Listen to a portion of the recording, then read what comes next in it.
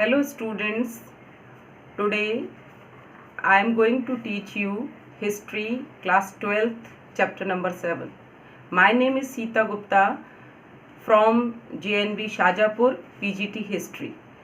तो चलिए स्टूडेंट्स, आज पढ़ते हैं हम चैप्टर का आखिरी पार्ट, 4th पार्ट। इससे पहले मैं 3 वीडियो आपको भेज चुकी हूँ, पार्ट 1, पार्ट 2 एंड पार्ट 3। तो today we are going to study part 4। आज पार्ट 4 में हम लोग जो मेन टॉपिक स्टडी करेंगे वो पढ़ेंगे secret centre of Vijayanagar. Vijayanagar का धार्मिक केंद्र। धार्मिक केंद्र के अंदर कहा गया कि इस धार्मिक केंद्र को इन्होंने अपनी राजधानी के रूप में चूज किया। तो कैपिटल के रूप में विजयनगर साम्राज्य की कैपिटल के रूप में इस जगह को ही, इस पर्टिकुलर जगह को ही क्यों चूज किया गया, इसके पीछे क्या रीजंस थे, इसकी क्या बैकग्राउंड हिस्ट्री है, उसको हम समझने का प्रयास करेंगे। तो विजयनगर बच्चों हम सभी जानते हैं कि ये तुंगभद्रा नदी के किनारे बसा हुआ है। इसके नॉर्दर्न साइड में ग्रेनाइट की पहाड़ियाँ हैं। तो अब हम इसकी थोड़ी फ्लैशबैक स्टोरी में चलते हैं, दैट इज़ वेरी इंटरेस्टिंग। कि यहाँ का जब प्राचीन इतिहास की बात करते हैं तो स्टडी में पीछे जाएं तो यहाँ पर किसी ज़माने में जब सतयुग होता था, जब राम का काल था, तो यहाँ पर मंकी किंगडम थी, वानर राज्य, किष्किंधा नाम का राज्य था।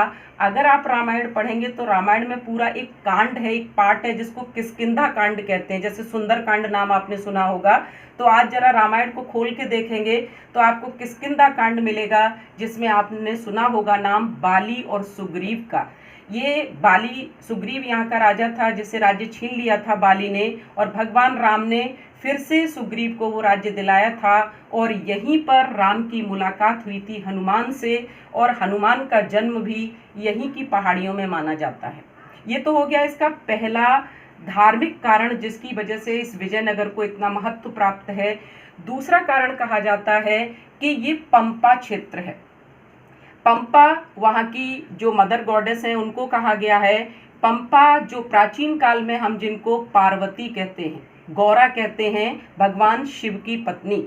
तो कहते हैं कि पहले के जन्म में तो वो सती थी, लेकिन जब सती के रूप में उन्होंने आत्मदाह कर लिया, भगवान शिव लेके उनको घूमे, और उसके बाद जब उन्होंने पुनः जन्म लिया तो पार्वती के रूप में जन्मी, और शिव से विवाह करने के लिए उन्होंने, कहा जाता है कि विजयनगर की जो पहाड़ियाँ हैं वहीं पर कठोर तप किया बहुत लंबे वर्षों तक, और फिर से अपने शिव को पति के रूप में प्राप्त किया और उनका विवाह हुआ। और इस तप की वजह से, शिव की नगरी की वजह से, पंपा देवी की वजह से, वानर राज्य होने की वजह से, और भगवान राम भी कहते हैं कि 14 वर्ष के वनवास में यहाँ उन्होंने 4 महीने, ये जो चौमासा होता है, वहीं बिताया था। इसके अलावा जैन धर्म के मंदिरों के अवशेष भी यहाँ पर मिले हैं, और ये पार्वती के विवाह की जो परंपरा है आज भी वहाँ के विरूपाक्ष मंदिर में निभाई जाती है। तो ये राजधानी के चयन करने की ये 3 वजह हैं कि इनका इतिहास में हमारे धार्मिक महत्व था, इसे आज भी बहुत देव स्थान माना जाता है, और इसी वजह से विजयनगर के शासकों ने इस स्थान को अपनी राजधानी के रूप में चूज किया। अब यहाँ पर मंदिरों का निर्माण हुआ, तो मंदिरों का निर्माण किसी एक डायनेस्टी ने नहीं, बल्कि पल्लव राजाओं ने, चालुक्य वंश ने, होयसल वंश ने और चोल राजाओं के द्वारा किया गया। यानी डिफरेंट डायनेस्टी का योगदान है यहाँ के मंदिरों के निर्माण में। अब ये जो मंदिर होते थे क्यों राजाओं ने बनवाए, तो ये मंदिर अनेक गतिविधियों के केंद्र थे। यानी केवल पूजा पाठ नहीं, केवल ईश्वर की उपासना नहीं, इसके अलावा यहाँ पर सोशल, इकोनॉमिक, कल्चरल और एजुकेशन, ये बहुत सारी एक्टिविटीज़ की जाती थी। नृत्य संगीत के प्रोग्राम होते थे, यहाँ पर टीचिंग की जाती थी, बाजार लगते थे जहाँ देश विदेश से व्यापारी आया करते थे, और पूजा पाठ के धार्मिक केंद्र तो ये थे ही। इसके अलावा विजयनगर का जो शासन था, वो शासन, यहाँ मैंने जिक्र किया था कि पार्वती के पति शिव, तो ये शिव विरूपाक्ष के नाम पर चलाते थे। विजयनगर के शासक ये मानते थे कि वो असली जो यहाँ का राजा है वो विरूपाक्ष है। विरूपाक्ष मीन्स शिव भगवान, जिनकी हम आज भी आराधना करते हैं, शिव हैं, और उनकी ओर से विजयनगर के शासक इस राज्य को चला रहे हैं। इसीलिए वो जितने रॉयल ऑर्डर्स होते थे, शासन की जो भी कार्यवाही होती थी, तो पहले श्री विरूपाक्ष लिखा जाता था और फिर सरकारी आदेश लिखा जाता था उसके ऊपर। जैसे आज हमारी भारत सरकार ऊपर लिखे हुए पत्र होते हैं, फिर उसके ऊपर जो भी लिखना होता है वो लिखते हैं। अब बात करते हैं हम कि विजयनगर में जो मंदिर बने उसकी स्थापत्य शैली कैसी थी, आर्किटेक्चरल जो स्टाइल है वो कैसा है, क्या खासियत है। तो बोर्ड में बच्चों इस बात को आपको ध्यान रखना पड़ेगा, ये 8 मार्क्स का क्वेश्चन आता है कि विजयनगर की स्थापत्य शैली को या वहाँ की धार्मिक शैली को या मंदिरों की विशेषताओं को समझाइए। तो आपको 3 पॉइंट में इस आंसर को लिखना है।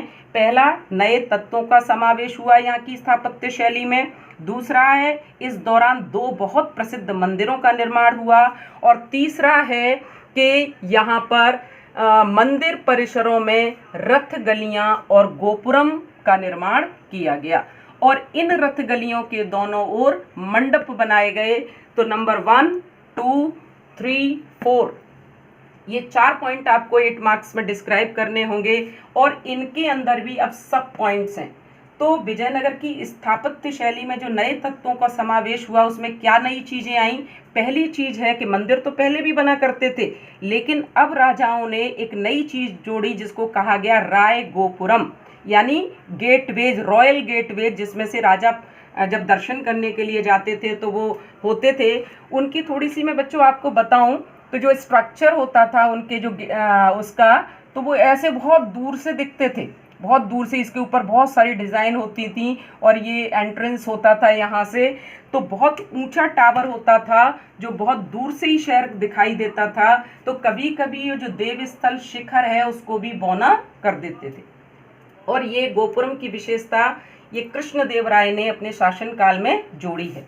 दूसरा है इनके नया तत्व जो आया, नया एलिमेंट, कि मंडप बनाने शुरू हुए और लंबे स्तंभ, पिलर्स, लंबे स्तंभों वाले कॉरिडोर बनने लगे मंदिरों में। जो आपको एक वहाँ का फिगर है आपकी बुक में, उस फिगर को देखने से पता चलेगा कि मेन मंदिर तक पहुँचने के लिए आपको कई मंडप और स्तंभों वाले गलियारे से गुजरना पड़ेगा। उसके बाद दूसरी विशेषता है कि 2 प्रसिद्ध मंदिरों का निर्माण हुआ। उसमें से एक है विरूपाक्ष मंदिर, भगवान शिव का मंदिर। इसकी शुरुआत विजयनगर के शासकों के द्वारा नहीं की गई, ये बहुत पुराना मंदिर था। 9th and 10th सेंचुरी में इसका निर्माण शुरू हो चुका था, यानी इनके भी आने से लगभग 400-500 साल पहले विरूपाक्ष मंदिर बन चुका था। इनका क्या योगदान है, इन्होंने इस मंदिर को और बड़ा किया। दूसरे इनका योगदान है कि मंडप निर्माण किए इसके अंदर, जिसमें कृष्णदेव राय का योगदान महान है कि विरूपाक्ष मंदिर के अंदर ही उसने सामने मंडप बनवाया जो बहुत ही खूबसूरत है और अपनी कलात्मकता के लिए मशहूर है। और ऐसा कहा जाता है कि जो उसके पिलर्स हैं वो इतनी कारीगरी का कमाल है कि उनको अगर आप बजाइए तो उनमें से म्यूजिकल साउंड निकलती है। अंग्रेजों ने उसे बहुत जानने का प्रयास किया, एक पिलर को कटवाया भी, लेकिन वो पता नहीं कर पाए कि इसमें कौन सी ऐसी स्किल, कौन सी ऐसी टेक्निक का प्रयोग किया गया है। तीसरी जो चौथा इनका मंदिरों की खास बात थी कि पूर्वी गोपुरम का भी निर्माण किया गया विरूपाक्ष मंदिर के अंदर।